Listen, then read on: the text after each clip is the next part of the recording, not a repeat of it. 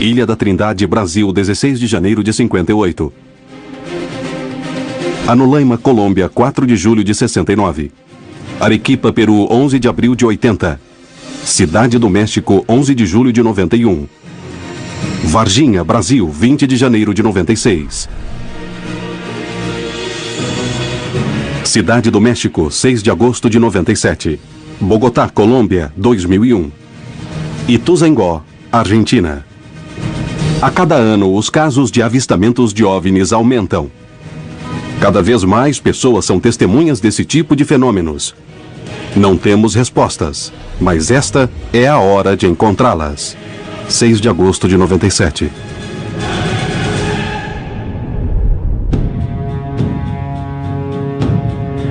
Eu vi um objeto voador não identificado. Não tinha motores, não tinha nada externo como meio de propulsão. Fomos visitados por extraterrestres? Nós não estamos sozinhos no universo. É iminente o encontro com os irmãos mais velhos. Não temos nenhuma evidência de seres inteligentes em outros mundos. As pessoas podem dizer, é um OVNI alienígena ou não é, pertence ao Comando Espacial Americano.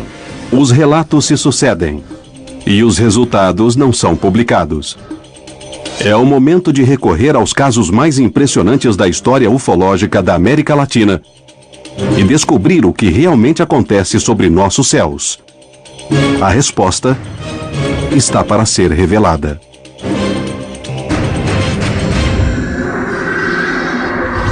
Contato extraterrestre.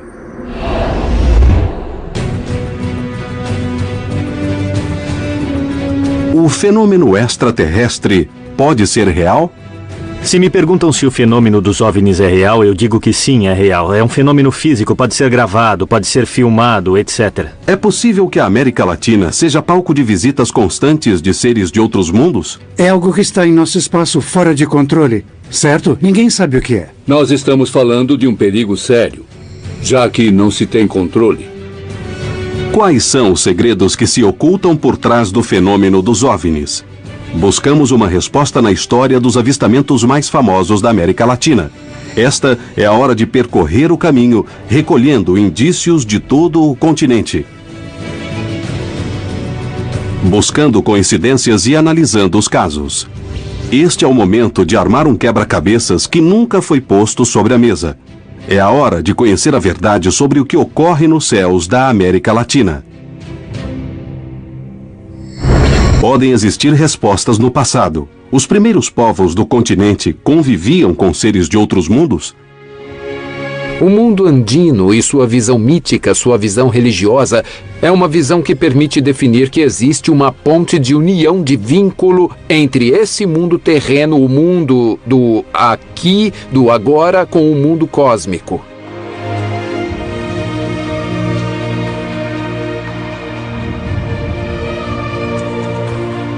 Existe uma série de elementos, como os chamados petróglifos, ou alguns elementos em pedra, mas se os analisarmos no contexto, podemos perceber que essas sociedades tinham uma estreita relação com as constelações e com o mundo das estrelas.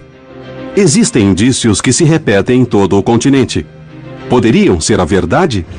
Ou não sabemos lê-los?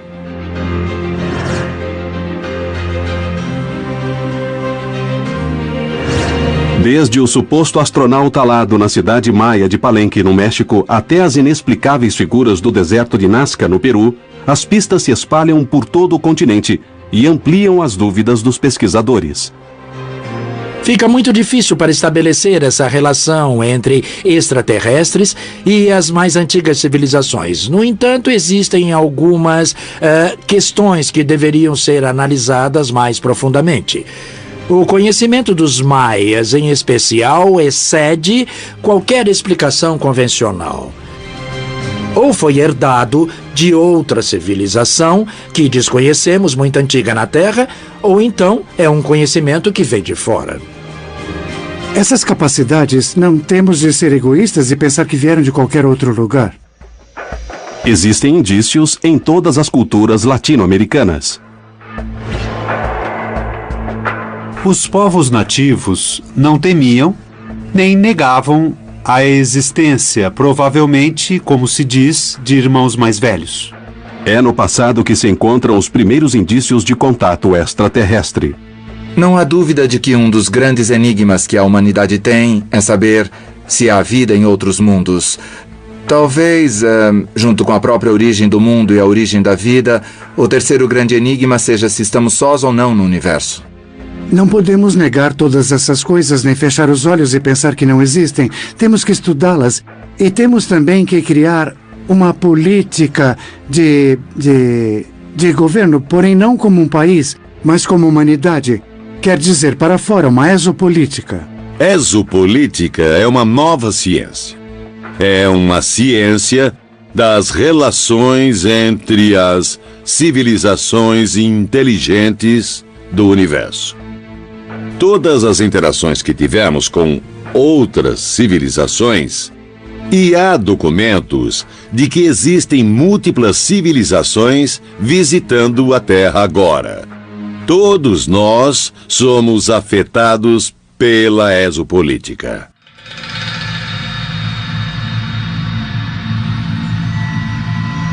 Como os exércitos mundiais estão relacionados com esses eventos? Por que motivos sempre se encontram presentes? Poderia se tratar de um suposto roubo de tecnologia extraterrestre?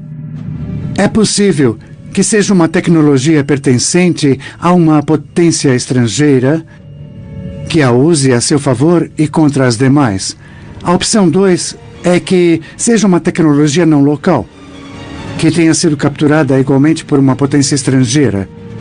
E a terceira opção é que seja tecnologia não local e usada por alguém sem nenhum controle sobre nós, e que possivelmente nem sequer seja deste planeta. Ex-agentes, pesquisadores e pessoas que parecem dispor de informações importantes falam sobre isso a quem queira escutá-los. Será que isso pode ser verdade?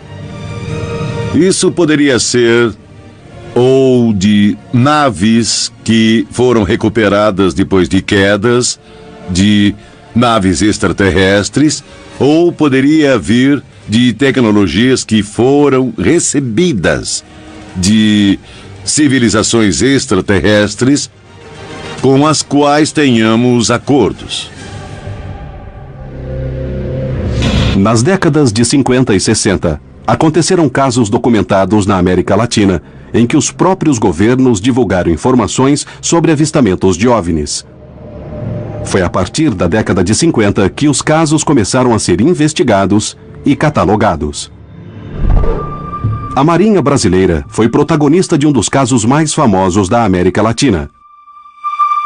O caso da Ilha Trindade, ele foi um caso muito famoso no Brasil nos anos 50 e 60. Sempre que você procurar em qualquer livro de ufologia, você vai ver as referências ao caso Ilha da Trindade. Brasil.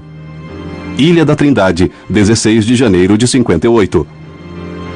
Pouco depois do meio-dia, o navio oceanográfico da Marinha Brasileira Almirante Saldanha se encontrava diante da ilha. O Almirante Saldanha, que era um barco de escola, um barco em que se ensinava a ser marinheiro, e havia uma quantidade de oficiais a bordo, uma coisa entre 2 e 3 dúzias, e todos viram o fenômeno e chamaram Almiro Baraúna para que ele fotografasse. Baraúna morreu no ano 2000, mas deixou uma gravação de suas lembranças daquele momento.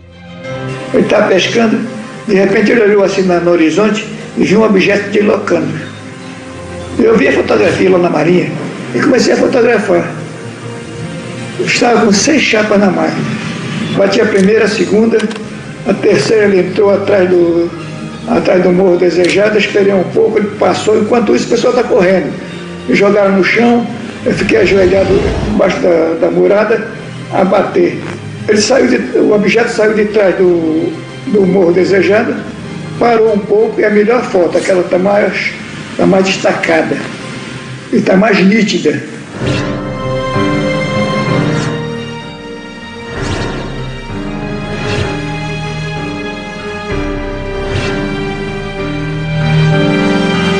As fotos foram reveladas no próprio navio, sob a supervisão do comandante.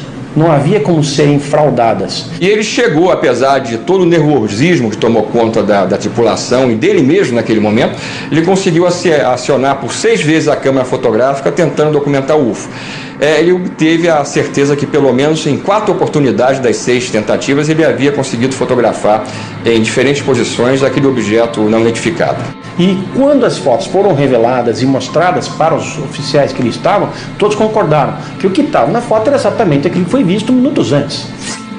Rapidamente a notícia veio a público e a Marinha decidiu realizar uma investigação do caso. Não só as fotos foram analisadas, periciadas, mas os testemunhos colhidos, analisados, e o próprio Baraúna foi chamado várias vezes. O avistamento da Ilha da Trindade foi tão importante que o Congresso levou ao Poder Executivo um pedido de informações que teve de ser respondido pelo então presidente Juscelino Kubitschek.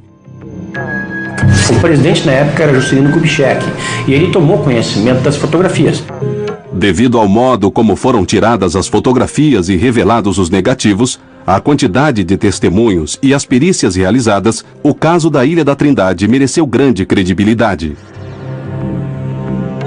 É uma coisa totalmente invulgar dentro e singular dentro da história da ufologia mundial. Não conheço nenhum outro caso em que algo parecido tenha se repetido nem de perto. Porém, será que era realmente uma nave de outro planeta? Poderia ser um truque de fotografia?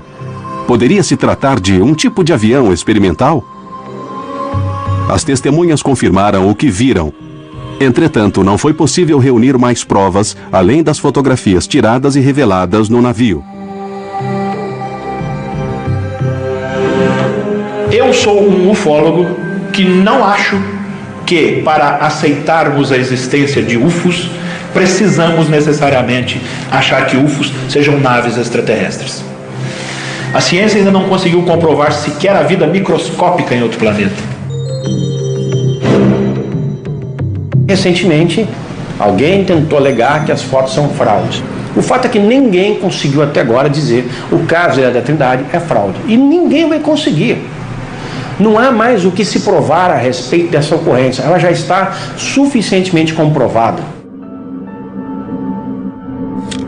Além das conclusões e dúvidas que o caso possa gerar, as fotos da Ilha da Trindade trouxeram a público o interesse dos governos latino-americanos em seguir de perto e investigar o fenômeno dos OVNIs na região. Atualmente, os investigadores continuam buscando respostas, coletando suas próprias evidências e tentando compreender o que ocorre nos céus. 95% são casos que se podem explicar perfeitamente bem. Casos ópticos, meteorológicos, fenômenos aeroespaciais, tecnologia espacial e militar não divulgada. E em relação aos outros 5% inexplicáveis, sim, temos visto casos que não têm explicação óptica, nem meteorológica, nem militar. Não podemos nos fechar e nos cegar diante da possibilidade de que, por trás de todas essas histórias, possa ter uma pepita de ouro. O que ocorre é que, se estamos dispostos a acreditar, então, como fazemos para diferenciar aquilo que é potencialmente valioso daquilo que é mentira, ficção, meteorologia?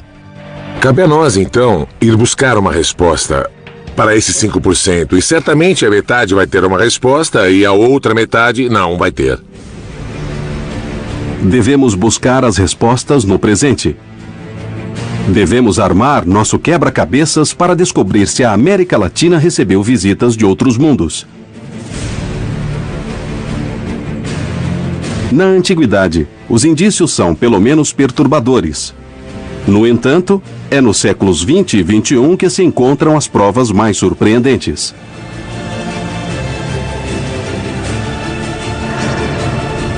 Devemos analisar o que ocorreu em nosso continente para achar as respostas sobre o contato extraterrestre na América Latina.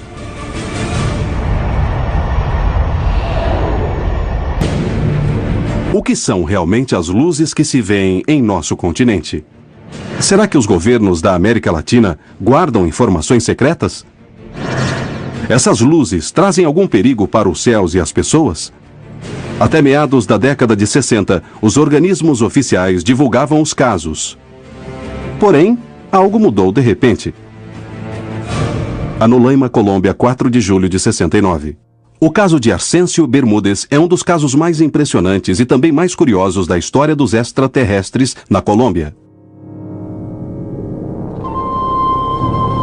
É o mito da ufologia colombiana. É um dos casos mais antigos, pois esse caso foi de 4 de julho de 1969. Nessa noite, Arcêncio Bermúdez se encontrava em sua chácara, a 50 quilômetros de Bogotá. E estavam alguns parentes, estava uma prima e os sobrinhos dela. Estavam com uma lanterna falando em código Morse. De repente, algo estranho aconteceu.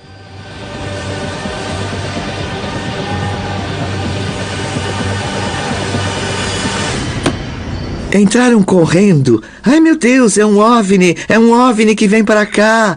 Mas ninguém acreditou neles, até que, finalmente, a sala de jantar foi iluminada e então todos se assustaram e se levantaram e viram um OVNI ali parado, no ar, perto do morro.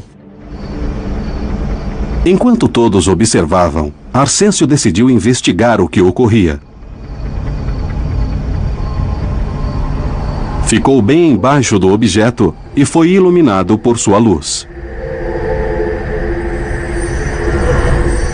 Quando estava a poucos metros dele, o objeto se foi, desapareceu. Ele voltou com uma dor terrível no peito e congelando de frio.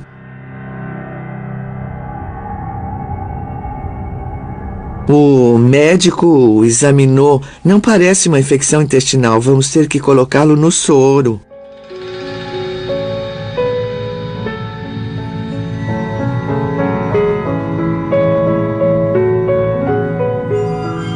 Estava completamente desidratado. E havia como que água em volta do coração que quase não se sentia. O pulso estava fraco e o termômetro não marcava nada.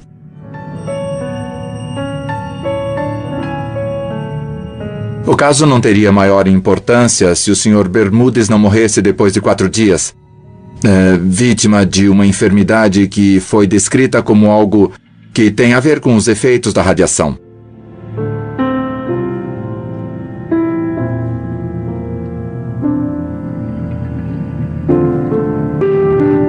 Arcêncio Bermúdez morreu sem que se pudesse fazer nada. E o mistério continuou. Depois de uns dias, fizeram um contato pessoas da APRO, que é um órgão da NASA, e aí perguntaram se era possível levar o cadáver de meu tio, pois necessitavam dele para fazer alguns estudos lá na APRO. Mas o irmão de meu pai não quis dar permissão. No entanto, 5 anos depois, o corpo havia desaparecido. Existe muita especulação ao redor do caso. Até se menciona que vieram os especialistas dos Estados Unidos que roubaram o cadáver. Coisas desse tipo. Há algo de folclore nisso. Mas o fato é que foi assim, que houve uma exposição bastante grande na mídia nessa época. Até hoje não se sabe ao certo o que houve com o corpo de Arcêncio Bermúdez. Será que foi uma grande coincidência ou a luz realmente estava envolvida com a morte de Bermúdez? Poderia ser algum tipo de teste radioativo?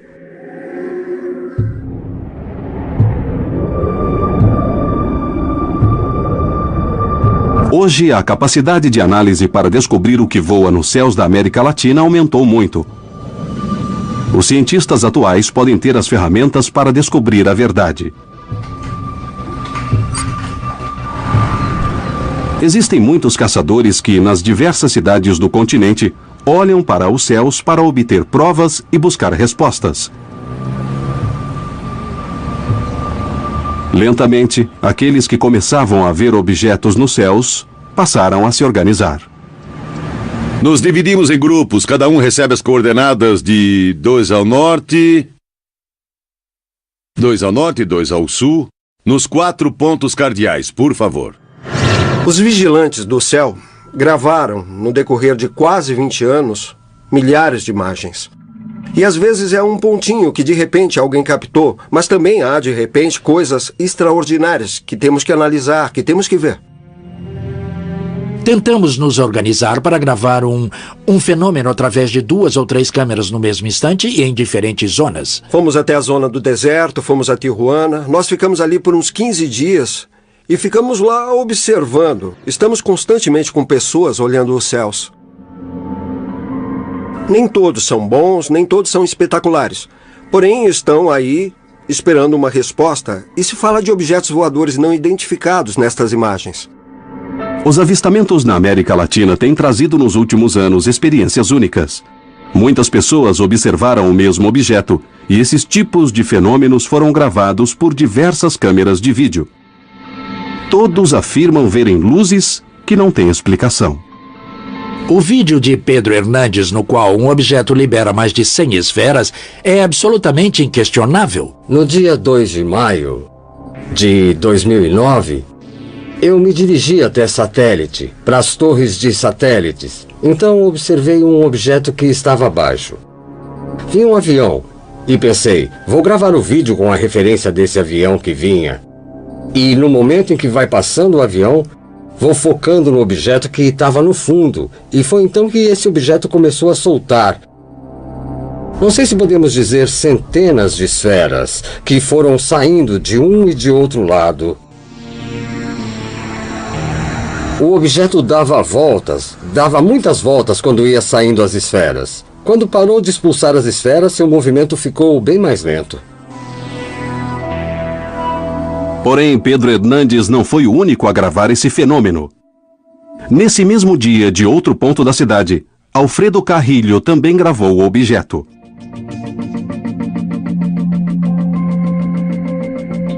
Eu estava praticando e gravando a entrada dos aviões que passam pelo corredor de São Mateus.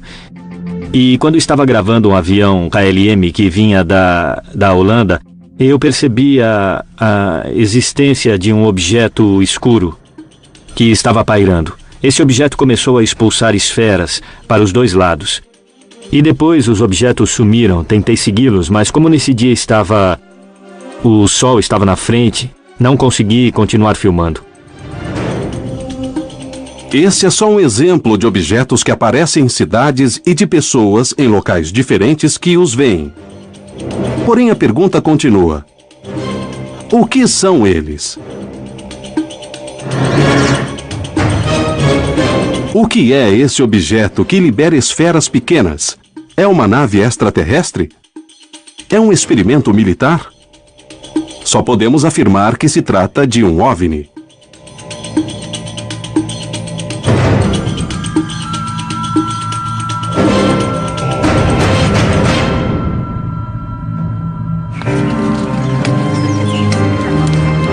Ituzaingó, Argentina.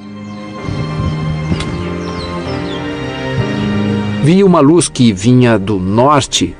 Daí eu peguei minha câmera e comecei a filmar. Ele começou a crescer mais. Até que, ele parou no que seria a minha vertical. Não parecia se deslocar por meios convencionais.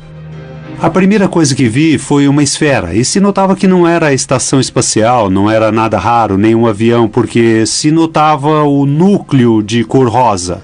Logo vi que fez uma aceleração para a minha esquerda. Aí então eu já não tive mais dúvidas de que não era um avião, de que não era um satélite qualquer coisa, porque nenhum satélite, nenhum avião dá uma acelerada rápida e depois freia. Surpreendentemente, essa região está sendo protagonista de inúmeros avistamentos. 3 esferas de grande tamanho iam se movendo muito devagar. É uma coisa que provoca uma sensação de euforia, medo também pode ser um pouco. E aparecem muitas perguntas na cabeça. O que continuei vendo era uma esfera que se deslocava muito lentamente nos céus, que tinha um comportamento anômalo no sentido de que começava a pulsar e desaparecia. A imprensa e os pesquisadores perguntam o que está ocorrendo. A questão é: do que se trata isso? Serão naves terrestres? Serão naves extraterrestres? São naves? Se trata de portais interdimensionais? Há toda uma variedade de teorias e de possibilidades que não faltam. Toda esta zona, por estar rodeada e por ser um centro de bases, é um ponto central desse fenômeno. A mim, pessoalmente, o que mais interessa é o que está acontecendo. Como estamos nos unindo nessa investigação e como começamos a pensar juntos, não é mesmo? As experiências se dividem entre as que têm centenas de testemunhas e outras que são individuais. Muitas vezes, essas experiências individuais parecem ter a chave para compreender de alguma maneira se esses objetos tentam se comunicar. Foi assim que aconteceu com Aziz, que mora em Lima, a capital do Peru.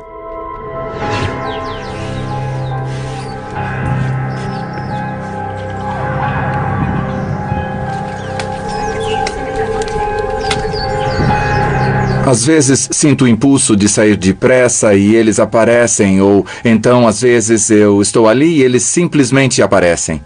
Eles começaram a permitir que eu passe a filmá-los. Finalmente eles me pediram que começasse a divulgar as informações. Tenho mais de 20 horas de filmagens de contatos. Na Ilha da Trindade, as provas estiveram visíveis. Em Anolaima, o caso de Bermúdez não teve uma explicação. Será que realmente roubaram seu corpo?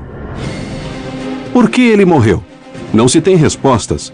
Porém, nos anos seguintes, outros casos continuaram a expor provas surpreendentes e sem explicação.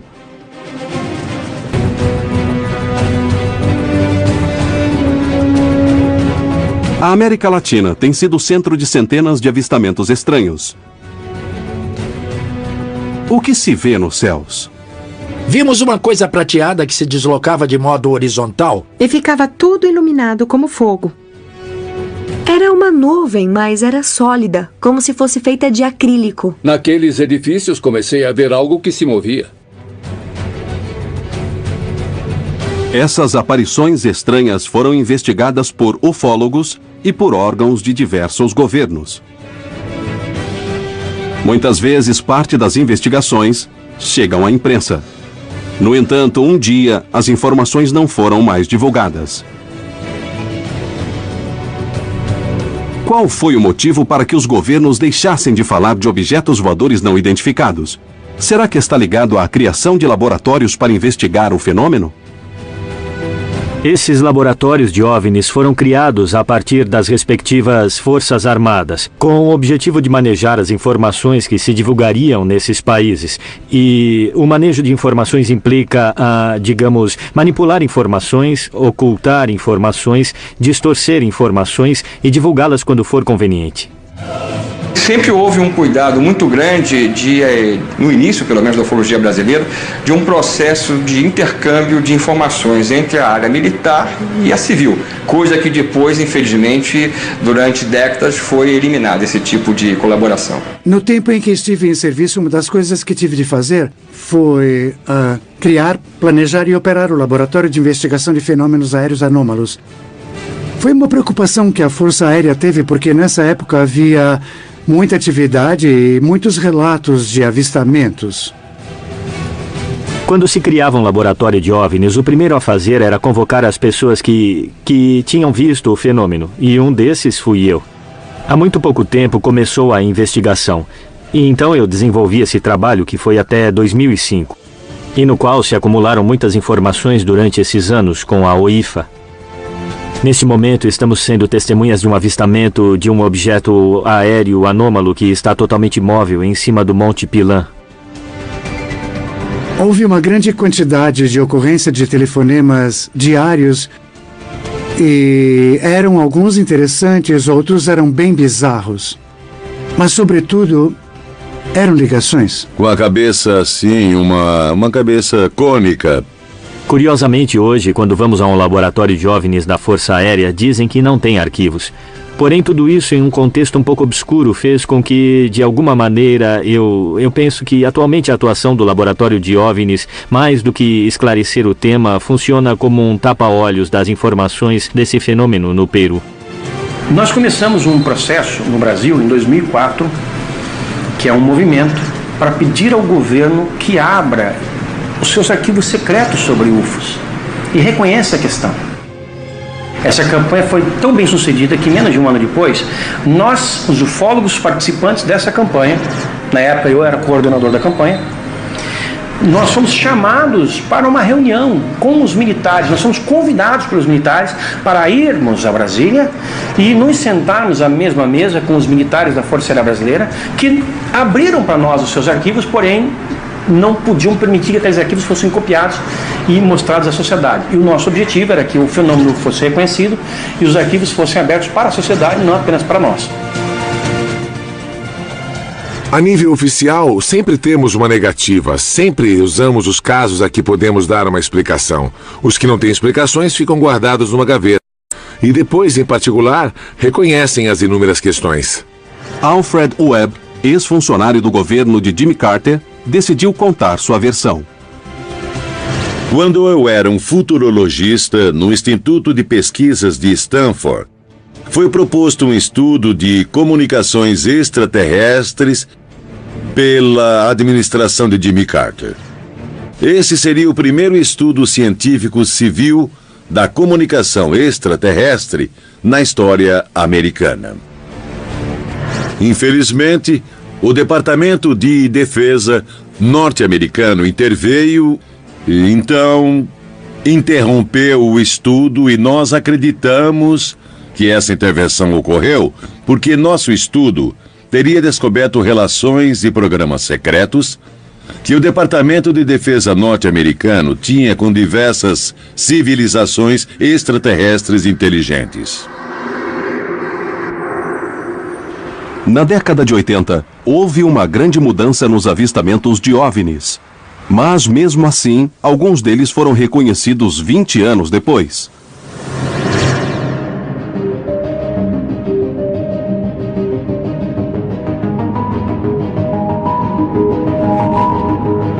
Arequipa, Peru, 11 de abril de 80. Na base aérea La Joya, no sul do Peru, mais de 2.000 militares avistaram o que parecia ser um balão. Os oficiais pensaram que podia ser um balão que estava ali para espionar as novas armas. Havia 1.800 testemunhas que estavam atentas à manobra. Estive lá e estiveram 2.000 pessoas também. Nesse dia me encontrava no esquadrão aéreo desde as 4:30 da manhã esperando o trabalho com os militares. E chegou a ordem de comando para derrubar um balão que estava no final do campo e que brilhava um pouco com o reflexo do sol.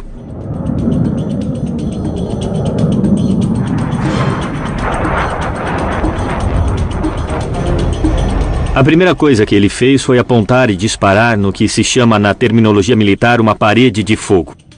Soltei uma rajada longa de 34 tiros.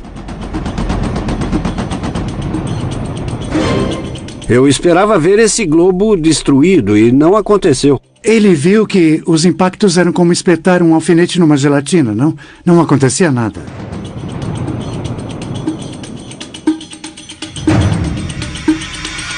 Ele estava estático, mas iniciou um movimento subindo com velocidade. Como eu estava com boa velocidade em descida, o que fiz foi conectar a pós-combustão de meu avião e comecei a segui-lo. Inicialmente o objeto estava a 600 metros de altura e chegou a 11.000 metros. Eu o persegui a 900 km por hora. Não podia alcançá-lo, mas ele também não se afastava mais. O objeto fez uma coisa que viola a lei da física. Parou de repente. Me esquivei, voltei a tomar posição de pontaria e quando estava ainda chegando na distância de disparo dos canhões, cerca de 200 metros, o objeto que estava parado fez uma subida repentina de uns 1.000 metros e meu avião ficou sem possibilidade de disparar. Ele me evitou.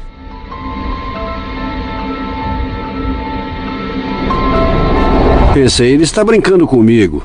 Vou acelerar muito, vir com mais velocidade, subir muito alto, descer bem na vertical e apontar. Se ele subir, não vai escapar da mira e posso destruí-lo.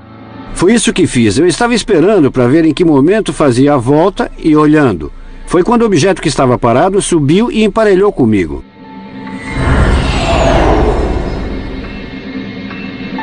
Aí acendeu minha luz indicadora de baixo nível de combustível, porque havia estado todos esses minutos com a pós-combustão ligada e consumindo muito combustível.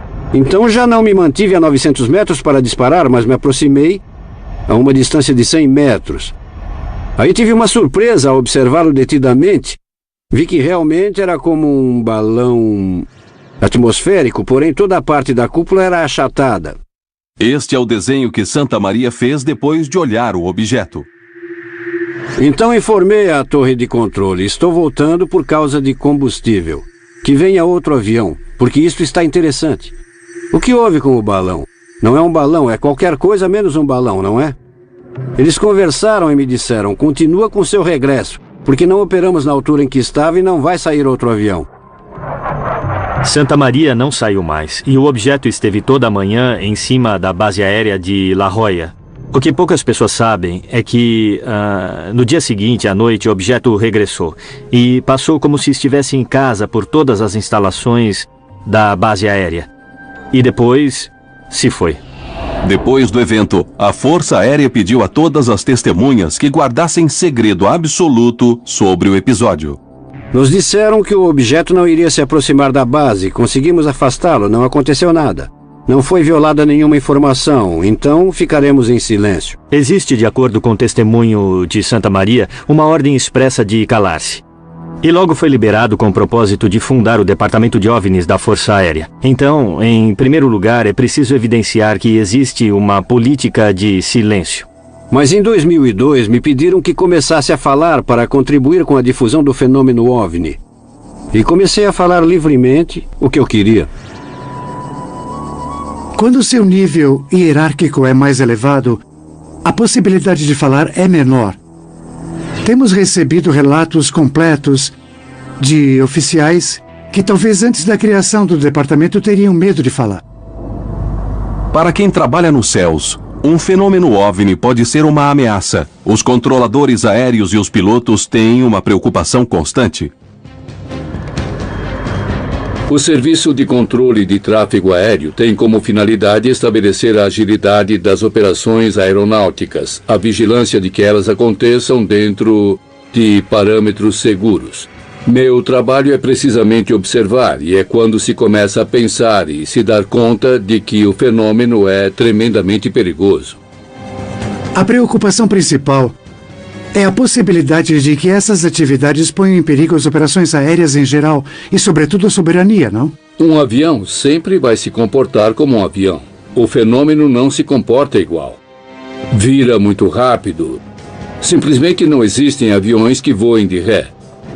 E então, se juntarmos tudo isso e pusermos na aviação, em que existe muito tráfego e a separação das aeronaves é de 30 segundos, nós estamos falando de um perigo sério.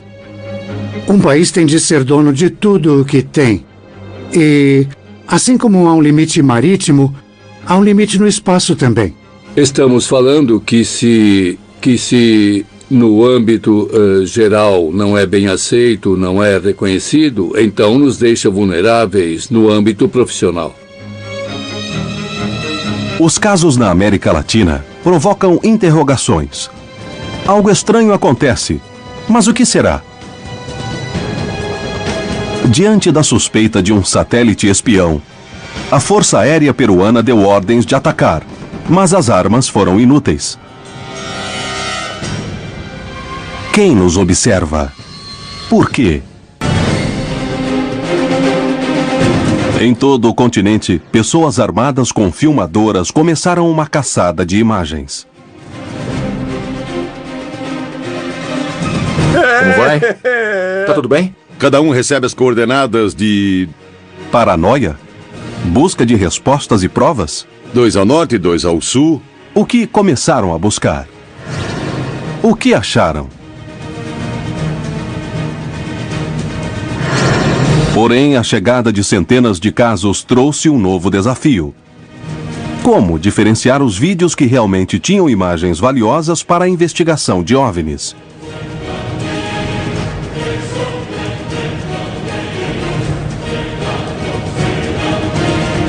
Na década de 90, o fenômeno OVNI teve um aumento de casos e de investigações no México, Tudo começou quando, durante um eclipse, os céus foram observados de outra maneira. Em 11 de julho de 1991, ocorreu um eclipse da série Saros no México. Foi um eclipse de 6 minutos e 54 segundos. Foi um dos mais longos e nós tínhamos uma informação de que havia uma profecia dos maias que foi escrita no Código Dresner e onde se dizia que nesse dia voltariam os senhores das estrelas.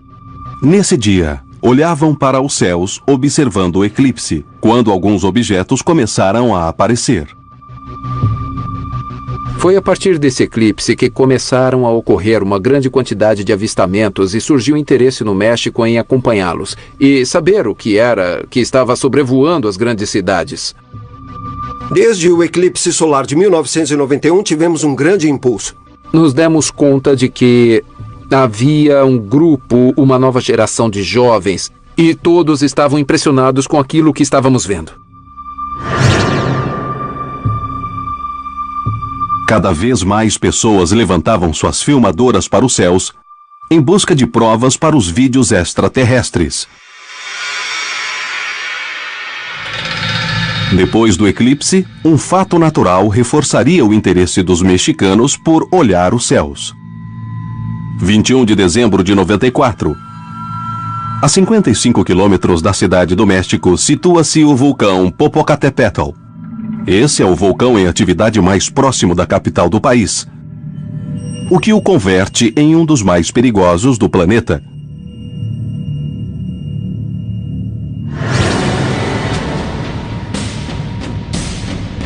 Uma explosão no interior do vulcão produziu uma nuvem de cinzas que se expandiu em um raio de 25 quilômetros.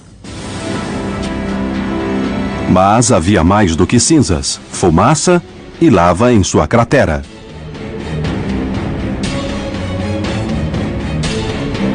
Minha esposa me perguntou, você viu o que há no vulcão? Parecem moscas ou alguma coisa assim? Bom, depois disso a gente começou a gravar e gravamos muitas coisas que não sabíamos o que realmente eram, porque nós vimos as coisas na câmera e pareciam objetos voadores, inclusive uns muito grandes, e daí em diante eu me propus a investigar isso. As câmeras fotográficas e filmadoras apontaram para as fumarolas e ali encontraram uma grande surpresa.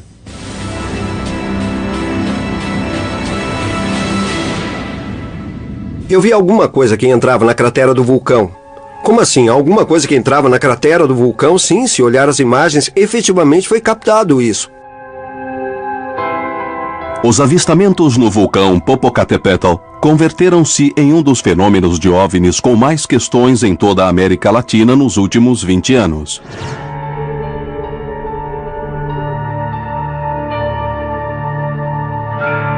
O entusiasmo também trouxe muitos erros e muitos vídeos que eram perfeitamente explicáveis, mas que foram interpretados como OVNIs. Dentro da óptica, existem diversos fenômenos nos quais é normal que as pessoas não conheçam. Uma das situações mais gravadas refere-se aos avistamentos maciços em que uma grande quantidade de objetos cruza os céus. O investigador Anthony Choi tem uma teoria. Ele crê que, muitas vezes, tratam-se de balões. Perguntamos se havia a possibilidade de que um balão de hélio pudesse ser visto durante muito tempo. Ele pode chegar até 2.000 metros sem estourar. Um balão poderia ser confundido com um objeto voador não identificado?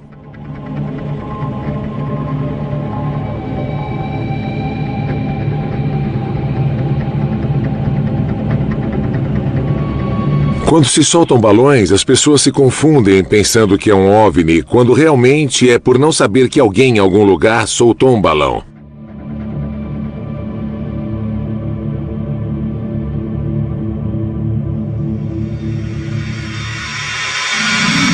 Olhar para os céus é um passo importante. No entanto, saber discernir os fenômenos que acontecem é fundamental para determinar qual objeto está sendo observado. Geralmente confundem muito o brilho bastante excepcional dos planetas quando estão no horizonte. Centelhas, meteoritos e cometas e também satélites. Desde há uns 15 anos, com a montagem da Estação Espacial Internacional, se multiplicaram esses avistamentos devido ao fato de a Estação Espacial Internacional já estar completa e já ser mais brilhante do que o planeta Vênus. Nas serras temos muitos eventos ao amanhecer e ao entardecer, porque tanto o Sol, a Lua e alguns brilhos muito intensos se refletem nos picos nevados, e em forma de tela se refletem também nas nuvens. E aí existem movimentos bastante interessantes. E quem não está informado crê que são movimentos de naves bastante estranhos. Quando classificamos como OVNI, não significa necessariamente que validamos que seja uma nave de origem extraterrestre. Simplesmente que, por falta de dados ou por má informação, não podemos dizer exatamente o que é. Devido à mitologia que foi gerada em torno daqueles objetos que não se pode identificar, permaneceu durante décadas esta ideia de atribuir uma origem extraterrestre a um objeto que não se pode identificar. A criação de órgãos oficiais para investigar as denúncias da população civil revela a importância e o aumento da presença de OVNIs na região e deixa claro que os governos reconhecem que algo está acontecendo nos céus.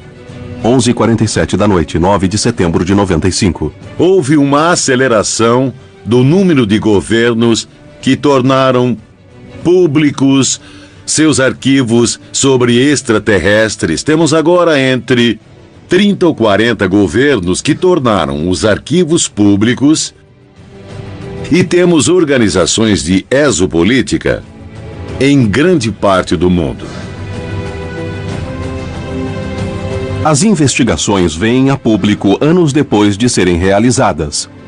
Os especialistas oficiais têm um objetivo. Mas qual é ele? Esclarecer os fenômenos? A quem se reportam? Será que os relatos completos chegarão algum dia à população? O quebra-cabeças está sendo armado. Contatos militares, interesses governamentais, objetos recuperados. Quem está por trás disso? No final da década de 90, aconteceram alguns dos casos mais famosos dos avistamentos de OVNIs em toda a história da América Latina. Centenas de gravações, milhares de testemunhas, situações inexplicáveis. Tudo isso se refere aos avistamentos de OVNIs no mundo todo e, em especial, na América Latina.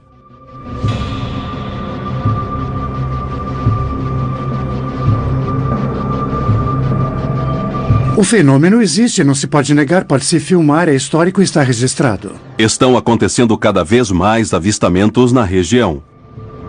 Centenas de testemunhas veem e gravam os mesmos fenômenos em diferentes lugares, confirmando que se trata de uma realidade que está em nossos céus.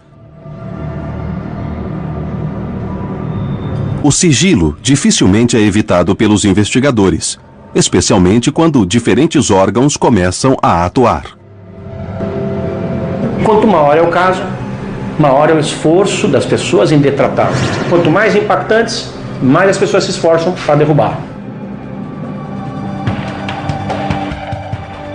Embora na década de 90 os civis levantassem as câmeras para os céus para caçar luzes e objetos, ocorreu um caso no estado brasileiro de Minas Gerais que deixou um sabor estranho na história dos avistamentos no continente.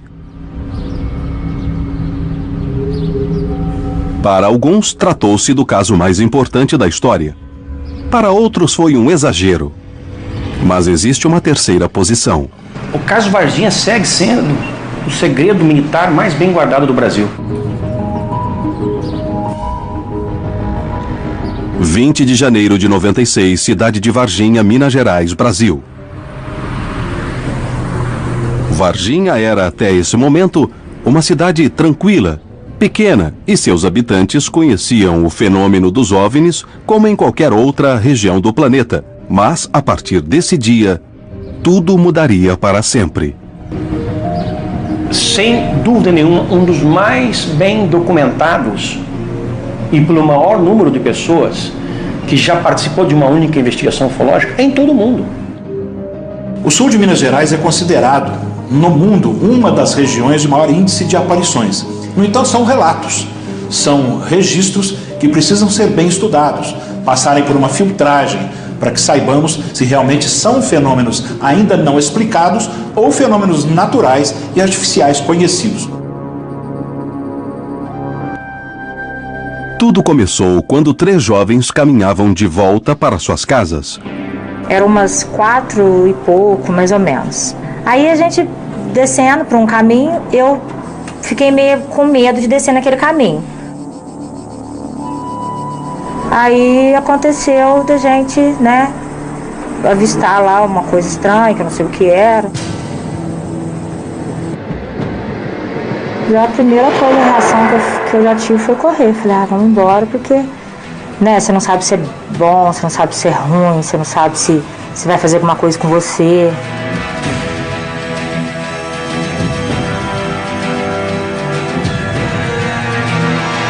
Mas a reação dele não tinha como descrever. Se estava calmo, se estava nervoso, se queria avançar, se queria agredir, nada disso. Ele permaneceu lá e olhou para nós. E nós aqui correndo, claro, né? Porque sem saber o que estava vendo. A coisa estava viva, porque o ser voltou para ela, dirigindo o olhar e a cabeça. Elas, já vendo essa coisa de uma distância inferior, se assustaram profundamente, entraram em pânico e saíram correndo. As 3 fugiram depressa do lugar.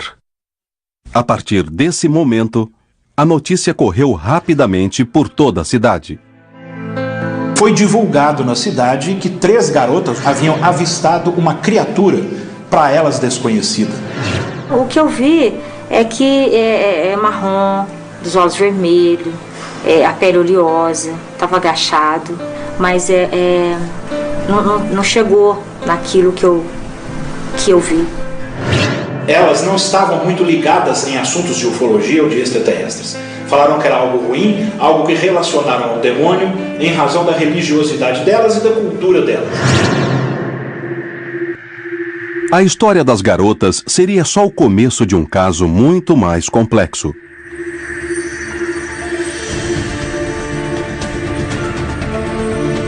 Em meio à paranoia, as forças públicas começaram a atuar. Desceram um barranco, entraram numa mata e capturaram uma das criaturas com uma rede usada para capturar cachorro louco. Depois, na parte da tarde, às 6 da tarde, também consta da história que 2 policiais haviam feito uma segunda captura, que um desses corpos havia passado pelos 2 hospitais da cidade e depois, na manhã seguinte, transferidos para o exército em Três Corações. Enfim, tudo isso consta realmente da história, mas não há nenhuma prova cientificamente aceitável para que nós tenhamos isso como absoluta verdade. Um deles, chamado Marco Lixerese, sentado no banco do passageiro, quase atropelou uma criatura que nós supomos que seja a segunda, a observada pelas meninas, atravessando uma rua.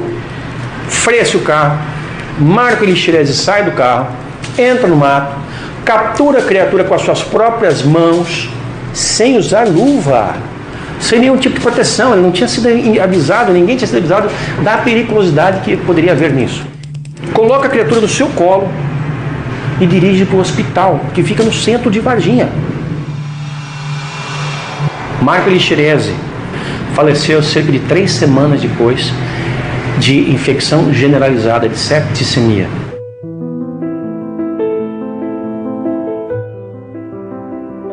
O Dr. Furtado foi quem o atendeu. Ele nos diz como foi esse momento. Um paciente que estava com febre muito alta, com faces de sofrimento, por dor nas costas, e igual qualquer pessoa que está com uma infecção. Os médicos do hospital tentaram salvá-lo. Ele não tinha nenhuma imunodeficiência adquirida das conhecidas nossas. Porém, antes de morrer, ele fez uma confissão. Ele me relatou que ele participou da captura de um ser que tinha aparecido aqui dias anteriores, que inclusive tinha lesionado o seu braço. Nunca vi outro quadro igual. Dessa forma, não.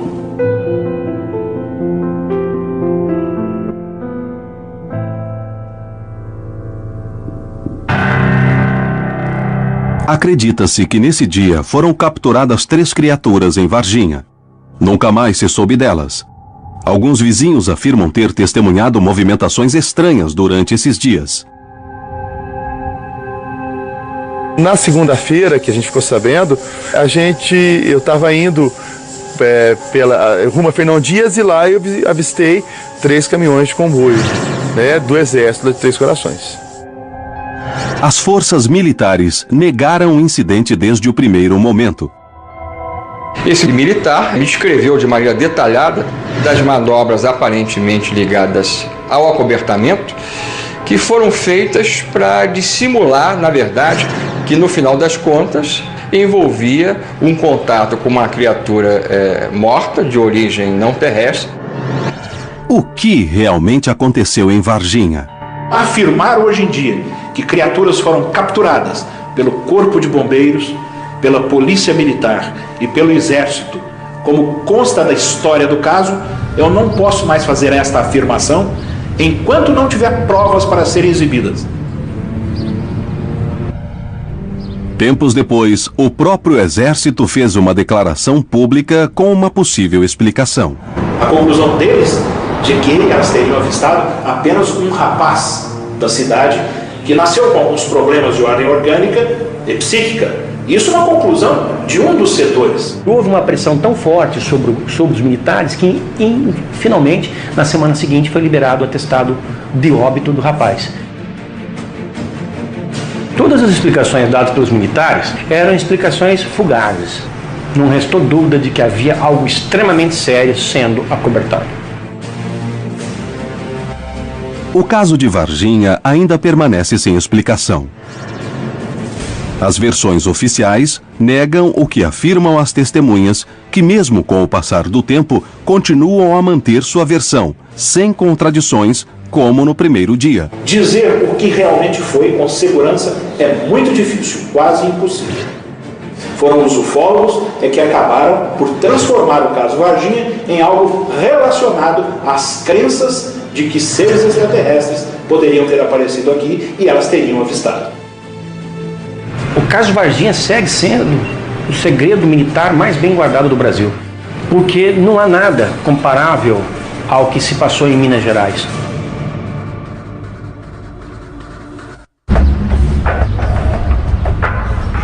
Os casos se acumulam na história da América Latina.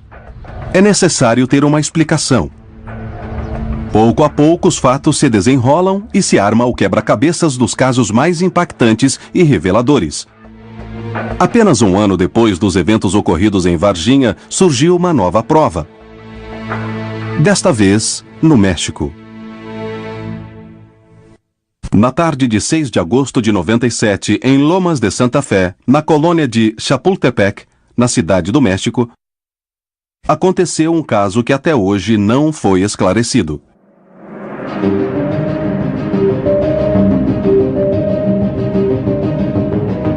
Chegou um vídeo com uma carta anônima, com um nome, porém, falso.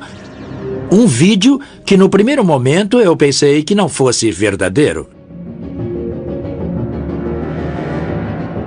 Porém, ao assistir o vídeo, o jornalista decidiu investigá-lo. Se tratava de um objeto que estava sobrevoando aquela zona e houve vários testemunhos de pessoas que foram afetadas. Uma das evidências mais claras que há do fenômeno e que até o dia de hoje não teve uma explicação satisfatória para todos. 6 de agosto de 97. O vídeo foi analisado por diferentes técnicos para confirmar se havia sido alterado ou se a fita era original. A tecnologia que existia naquele momento não permitia que ninguém pudesse ter feito isso. Teria de ser uma pessoa especializada ou pelo menos familiarizada com equipamentos de televisão ou sistemas de digitalização ou de animação para poder fazê-lo. E para quê? Por outro lado, no momento em que uma pessoa não se mostra de frente aos meios de comunicação quando já estão questionando sobre esse assunto, quer dizer então que poderia haver algo oculto? Ainda hoje não posso determinar com certeza absoluta se esse vídeo é autêntico ou se é falso. Eu o guardei, esperando que algum dia possa ter os elementos, porque de um lado e de outro tenho o suficiente para considerar que é falso, porém também tenho o suficiente para considerar que é autêntico. Essa é toda a verdade do caso do chamado OVNI de las Lomas. Agora, a tecnologia está influenciando os avistamentos porque fez com que qualquer pessoa possa baixar um vídeo de OVNIs ou possa fazer truques. E aí ela pode dizer, eu vi um OVNI e isso não ser verdade. Temos de investigar porque isso pode ser feito por computador. Será que um OVNI pode ter sobrevoado os céus de Las Lomas sem que praticamente ninguém o tenha visto? Quanto olhamos para os céus? Dia a dia, os casos se multiplicam e a América Latina tem cada vez mais relatos de avistamentos. Alguns deles são falsos, outros são enganos e alguns outros parecem não ter explicação. No ano 2000, as novas tecnologias se aliaram à busca e à investigação dos céus. Foram obtidas imagens que ninguém conseguiu explicar.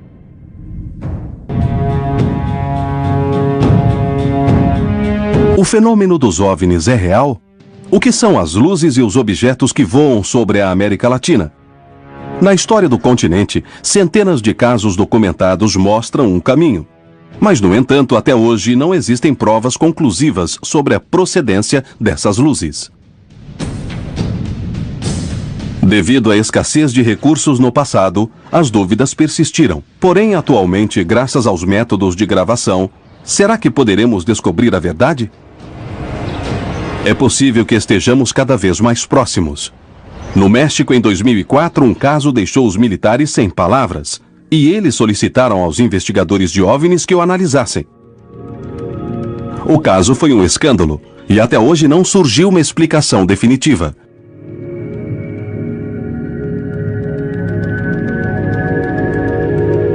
Em 5 de março de 2004, um avião da Força Aérea Mexicana sobrevoava a região de Campeche, no sul do país, investigando atividades ilícitas. Para essa tarefa, faziam gravações com câmeras infravermelhas. Neste vídeo, vemos luzes estranhas que são gravadas em vídeo na modalidade de FLIR, ou seja, infravermelho com câmera FLIR. Os pontos estão aí. Exatamente atrás da nuvem. Está correto. Está à direita da nossa posição, com 17 quilômetros. Veja como se move rápido. Vejo.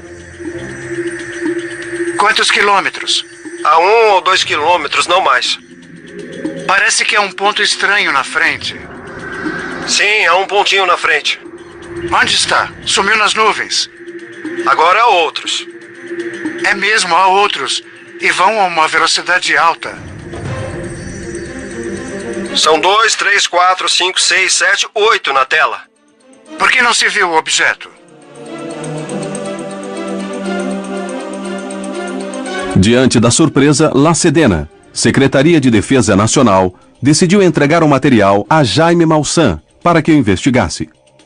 Me disseram, em uma de nossas operações pudemos gravar algo que não sabemos o que é e queremos que você investigue. Fiquei sabendo que os que fizeram a gravação não tinham visto a olho nu esse objeto, ou seja, eles haviam sido capturados apenas pela câmera. O que esperavam que Maussan dissesse? O secretário da Defesa me perguntou o que você acha deste caso e eu respondi, não tenho uma explicação. Penso que são OVNIs porque não são vistos a olho nu, apenas com a câmera. Então ele me disse, se alguém lhe perguntar quem lhe deu esse vídeo, você pode dizer que foi o secretário da Defesa. Isso permitiu que eu determinasse a autenticidade do caso apresentá-lo na mídia em nível mundial e fizesse uma grande conferência. Um piloto de avião disse que tinha a resposta e que, na verdade, se tratavam de poços de petróleo. Ele só se esqueceu de 2 pequenos detalhes. As imagens foram captadas a mais de 170 quilômetros de onde se encontram os poços. Segundo ponto, a câmera estava dirigida 2 graus acima do horizonte, e isso torna total e absolutamente impossível que se trate dos chamados poços de petróleo. Mais uma vez, objetos voadores não identificados relacionados com atividades militares. Entretanto, desta vez o caso veio a público. Não importa qual seja o caso, alguém vai surgir com um argumento pseudocientífico, e então a mídia vai perder o interesse e aí vai terminar a investigação de algo que deveria ser muito importante. A ciência para o ufólogo é uma coisa que tem de se adaptar às pretensões do ufólogo, que está documentado com uma câmera e que, à primeira vista, algo que não se pode identificar já passa a ser uma evidência científica, e, na realidade, não é assim. As evidências que são necessárias à ciência para encontrar uma explicação não existem, são deficientes, são pobres, digamos que se encontram inúmeras limitações que nos impedem de fazer ciência. Vemos à frente, no meio e às 8. Temos também pontinhos a uma... O caso não tem explicação, embora as provas estejam à vista. Vemos também às 9. Quantos quilômetros? O progresso nos trouxe um novo parâmetro. As novas tecnologias de controle podem avistar esses objetos com maior facilidade. Podemos estar a um passo de compreender do que se trata esse fenômeno? Porém, além deste tipo de provas, existem casos em que toda uma população observa o mesmo objeto. Graças aos meios de comunicação, hoje é mais simples relatar acontecimentos e conseguir que muitas pessoas possam testemunhar um mesmo fenômeno.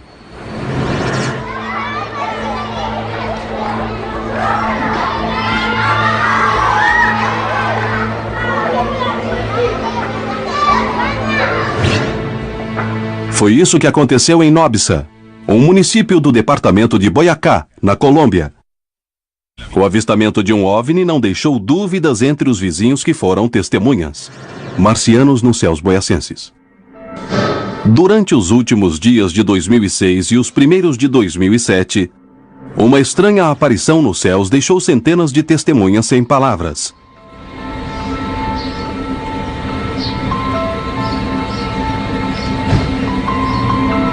Às 2:30 da tarde, apareceu um elemento muito brilhante, parecia uma estrela. Porém, pelo horário, nós pensamos, o que será isso? E chamou muito a atenção. Uma das testemunhas foi o próprio prefeito da cidade.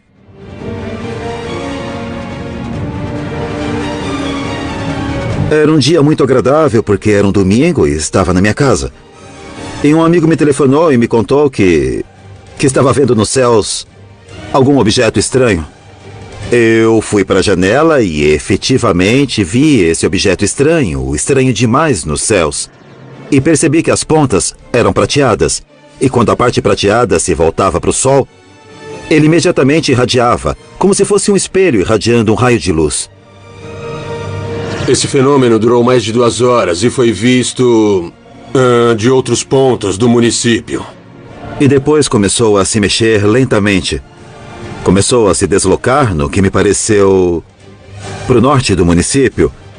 E ao chegar ali, de repente, de um modo fugaz, desapareceu. Enquanto todos olhavam os céus, algumas pessoas pegaram as filmadoras e as apontaram para lá. A própria prefeitura decidiu iniciar uma investigação para compreender do que se tratava. Telefonaram da prefeitura de Nobsa e o prefeito Ramiro Barragán nos disse que estavam aparecendo objetos no Monte Cruzaranda e todos estavam vendo.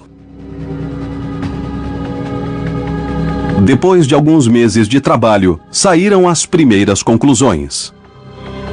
No vídeo, a gente pode ver que não existem truques, é uma coisa absolutamente normal, muito clara, a luz do dia, o deslocamento no céu. Não tem problema, não. Eu não vejo nada que me leve a pensar que alguém modificou ou alterou a estrutura de imagens. As pessoas diziam que era uma sonda, que era um satélite. A partir da publicidade exacerbada de um caso ou de uma pessoa que afirma ter evidências, provas da presença de OVNIs em seu bairro, ocorre um fenômeno de cunho social em torno dessa pessoa, né? Contagia todo mundo. E as pessoas começam a contar a outras pessoas, que contam a outras pessoas e começa a criar uma visão coletiva. Podemos contar com o que os próprios sentidos nos permitem ver. Agora, quem me garante que, de fato, realmente esses sentidos estejam refletindo o que é a realidade? Até hoje, é impossível saber o que ocorreu nas montanhas de Boyacá. Terá sido histeria coletiva? É possível que todos tenham visto algo que não existia?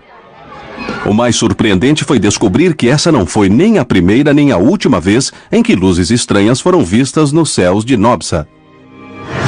As pessoas também viram há muitos anos, quando não existiam meios técnicos para gravar coisas muito parecidas. O que ocorre é que naquela época se dizia que era coisa do demônio, coisas do diabo.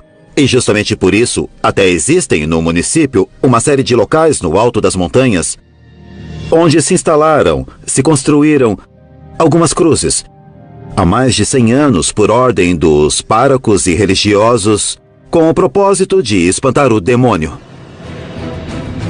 O que significam todos esses casos? Por que a América Latina é testemunha constante de avistamentos de OVNIs? O que está acontecendo? Se o exército e as autoridades locais buscam explicações, isso quer dizer que a verdade se encontra nos escalões superiores?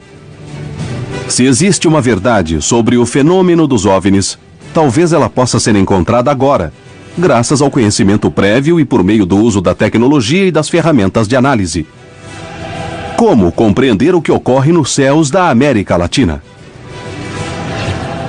Os casos mais recentes podem indicar o caminho a seguir.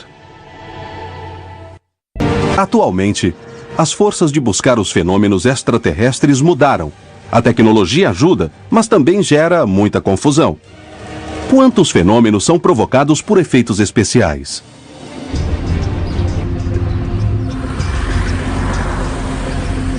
Bom, veja, este é o OVNI mais emblemático, um dos mais emblemáticos dos que vou lhe mostrar. Daniel Prieto, de Bogotá, Colômbia, conseguiu identificar outro possível ponto de confluência em que os OVNIs passam constantemente. O comum na nave é que faz um movimento oscilatório. Esta zona, que eu chamei de Zona Sigma, que compreende a zona úmida de Córdoba, é um local onde fica o que os ufólogos chamam de portal de entrada e saída desses objetos. Ele afirma simplesmente que os OVNIs o encontraram, e ele só os grava com sua filmadora. Já gravei mais de 40 avistamentos com minha câmera e alguns foram, eu sinto que foram planejados e outros por acaso. Eu sempre carrego uma filmadora portátil.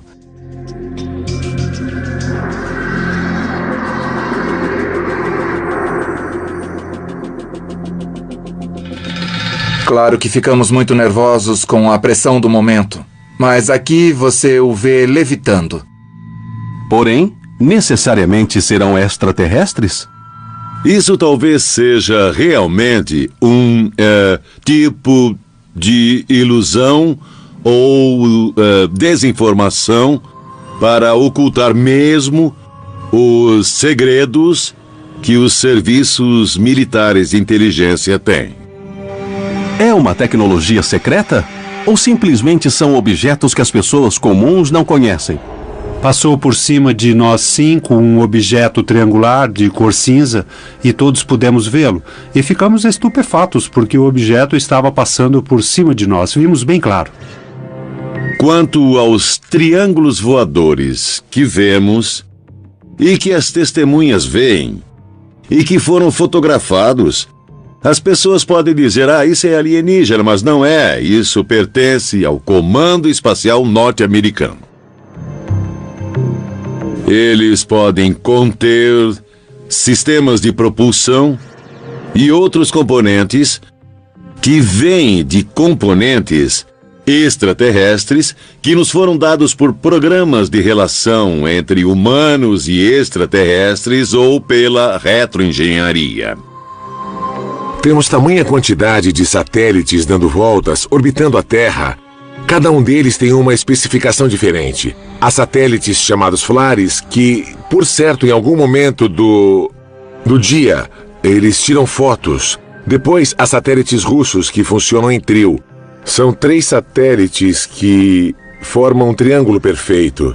E também são confundidos com um OVNI triangular que esteja circulando pelo espaço. Porém, apesar de toda a vigilância voltada para os céus, muitas vezes é ali que as respostas desaparecem. Desde os primeiros anos da Revolução Espacial, os satélites podem ter sido responsáveis por avistamentos estranhos. Um caso ocorrido na Antártica na década de 60 poderia estar relacionado com satélites. Em 1960, uma sucessão de avistamentos obrigou a Marinha Argentina a iniciar uma investigação minuciosa em busca de respostas. Na Antártica, 3 de julho de 65, um grupo de militares e cientistas argentinos e chilenos estavam realizando pesquisas na Ilha da Decepção. Às 17 horas, viram um objeto que passou rapidamente, durante uns 15 segundos, em uma trajetória parabólica, e relataram isso. Às 19h20, foram fazer a observação meteorológica. Disseram um OVNI, e todo mundo saiu correndo para ver do que se tratava. Então avistaram um objeto que passava e mudava de cor, que se movia, e ali do campo meteorológico da estação, eles puderam ver as evoluções de um objeto que, para alguns, apresentou comportamentos que não se poderiam atribuir a nenhum avião, a nenhum satélite, nem nada parecido. Porém, o que foi que realmente ocorreu nesse dia na Antártica? Na Ilha da Decepção, o que se viu foi um objeto que realmente não obedecia aos comportamentos básicos da aviação. O objeto não pôde ser identificado, mas há muitas testemunhas, entre elas o capitão Perizzi. Era uma pessoa que estava muito ansiosa para olhar e ver e crer. Os militares que assessoravam Perizzi seguiam essa corrente e os civis, ao contrário, eram bem mais céticos. Eles não viam o mesmo que viam os militares. Cada um que estava ali deu a sua própria interpretação. Havia aqueles que estavam convencidos de ter observado um OVNI. Outros sustentavam que isso tinha se tratado da observação de uma estrela fixa e que pelo nervosismo do momento teve um processo de confusão. A Marinha tomou o depoimento de todas as testemunhas. A existência desses formulários sigilosos do Serviço de Inteligência Naval é um sinal claro de que o fenômeno de OVNIs era uma de suas preocupações, mesmo antes dos avistamentos na ilha. O Estado argentino, neste caso a Secretaria da Marinha, emitiu um comunicado oficial reconhecendo a observação de objetos voadores não identificados na Antártica Argentina. O objeto voador no sul. A Marinha, no princípio, teve uma atitude muito aberta em relação ao tema, mas logo depois pediu sigilo em determinado momento, porque a imprensa havia exagerado a situação. Os avistamentos na Antártica se repetiram nos dias seguintes. Se nós os olharmos individualmente, corremos o risco de pensar que é um evento que pode ser explicado, que pode ser banal. Porém, se o vemos em conjunto, percebemos que não pode acontecer tudo isso e tão seguido e nesse mesmo lugar. O que eram essas luzes? Por que estavam sobre a Antártica? O que buscavam? O fato admitido por cientistas e militares abriu um novo caminho nas investigações de OVNIs no sul do continente. Teve vários cientistas que apresentaram uma hipótese de que tinham confundido essas luzes na base naval com um satélite, o satélite Echo 2. Nunca foi possível determinar exatamente o que aconteceu na ilha. Perise e seus homens estavam seguros de terem visto um OVNI. Me disseram, tem alguma coisa lá fora que não é normal. Venham ver. E aí nós testemunhamos as evoluções de um OVNI. Porém, se houve alguma conclusão oficial, ela nunca foi publicada. O caso da Ilha da Decepção é um mistério até hoje. A qualidade das testemunhas e as investigações da Marinha levantaram hipóteses. Poderia ter se tratado de um satélite, mas ninguém conseguiu provar isso. Um achado mais atual poderia alterar a expectativa de contato extraterrestre na América Latina. Existe a possibilidade de que a múmia de Andaualilhas tenha a chave dos contatos extraterrestres. Um corpo mumificado encontrado em 2009 poderia ser a chave para decifrar este enigma. Se chama Waiki porque em Quechua quer dizer irmão. Que segredos guarda a múmia Andaualilhas? Descobri muitas coisas nos distritos Huaros e Andaualilhas. Foi lá que encontrei a tumba que já havia sido violada. O corpo achado nas cercanias de Cusco confundiu os antropólogos. Com 50 centímetros de circunferência, moleira aberta como a de um bebê, dentes de adulto e forma estranha de crânio, ele não se parece com um ser humano.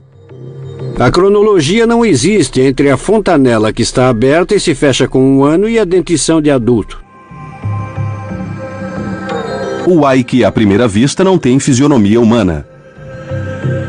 Poderia ser um cadáver extraterrestre?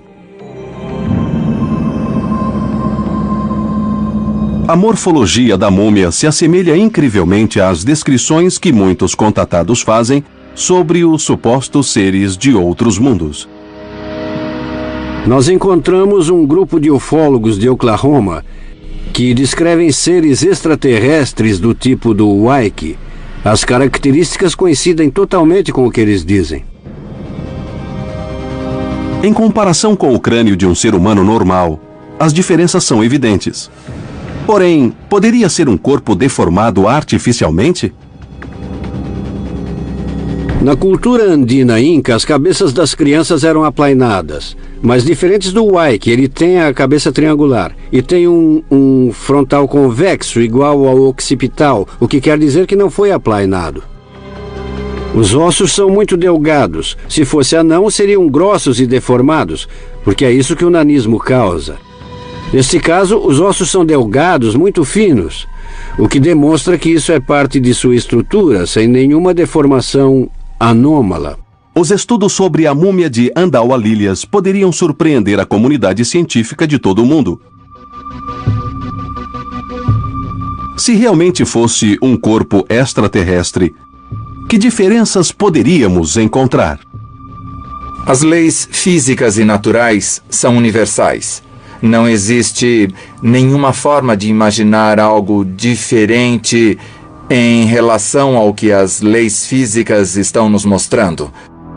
Se houver vida em outros mundos, deve ter carbono. Porque este é o único elemento que se combina com todos os demais para formar as grandes estruturas moleculares envolvidas no código genético e na informação que será transmitida por um organismo vivo.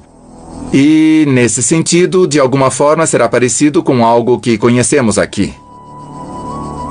Que opções existem para explicar a estranha forma da múmia de Andaualilhas?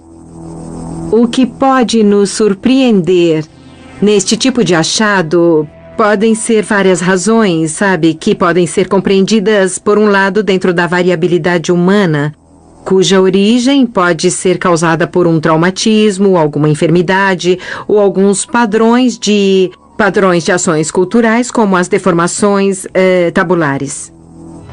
A múmia de Andaualilhas poderia ser uma peça-chave na busca de extraterrestres. Será que é um corpo deformado ou se trata de um ser de outro planeta? O que está havendo na América Latina? Há indícios de casos de OVNIs na América Latina. Não são conclusivos, porém são inúmeros. De norte a sul, de leste a oeste, os avistamentos se multiplicam. Alguns se repetem, outros são extremamente diferentes. Minha opinião pessoal é que nós estamos caminhando, na verdade, para algum nível de acontecimento maior, provavelmente em termos planetários, que acontecerá provavelmente com o objetivo de mostrar de maneira definitiva para a humanidade da Terra que nós não estamos sozinhos no universo.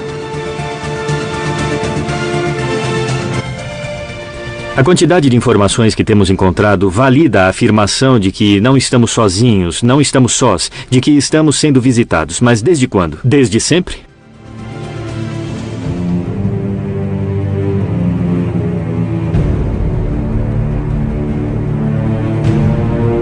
O ser humano busca respostas através da fé, visto que ela corresponde integralmente a tudo através da ciência, do conhecimento, do empírico. Me parece que é importante perguntar-se. O que me parece arriscado é, a partir de algo que os nossos sentidos percebem, inventar respostas que me parecem ser intelectualmente muito acrobáticas e muito pessoais.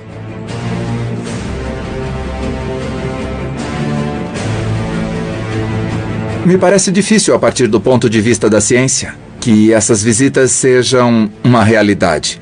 Aliás, existe um princípio científico que diz: grandes afirmações, grandes evidências. E a afirmação de que estamos sendo visitados por seres de outros mundos em discos voadores é uma grande afirmação.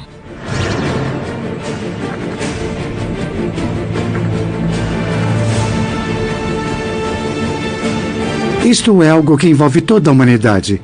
Então, temos de nos preocupar, temos de estar prontos, porque é preciso tomar a decisão de que se existe algo que não é daqui, vamos esperá-lo com braços abertos ou com um fuzil na mão.